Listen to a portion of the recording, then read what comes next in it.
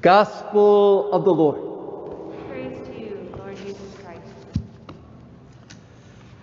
Today's Gospel from Mark basically gives us sort of a rule of life for disciples, for us who follow the Lord. There's three main,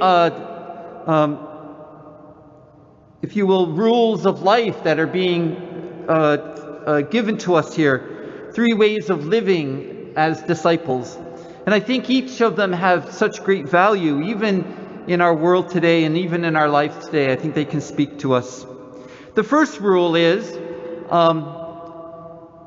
in living and following the Lord, it's very important to travel light.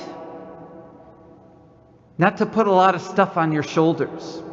Not to even accumulate. Of course, in this gospel, it's about accumulating a great deal of stuff that you have to kind of carry around with you for life.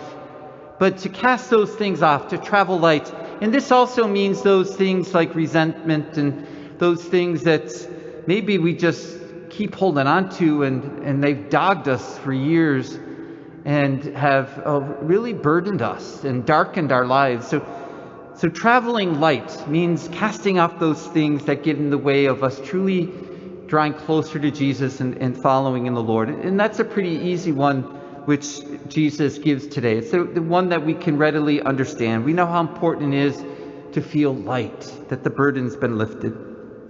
The second one is the importance of whenever you enter a house, it says, be there. Arrive, be present. Jesus is inviting his disciples in today's gospel is that once they enter someone's home, once they enter someone's town, and they're called to minister and to care, to be there. How often in our lives we arrive to something, we're doing something, and our mind is already on the second thing or third thing that we are supposed to do.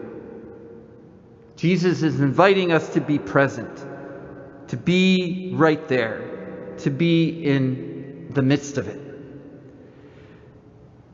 The other one, which is kind of subtle here in today's gospel, is that Jesus invites us to keep going, to keep pressing on, perseverance. And this might be the hardest one for disciples, for us. There's a tendency in our lives to say, oh, I've had enough, I'm done. But that's not what this gospel calls us to. But it's in finding the Lord, it is in those midst, in those times where we again have to keep moving on.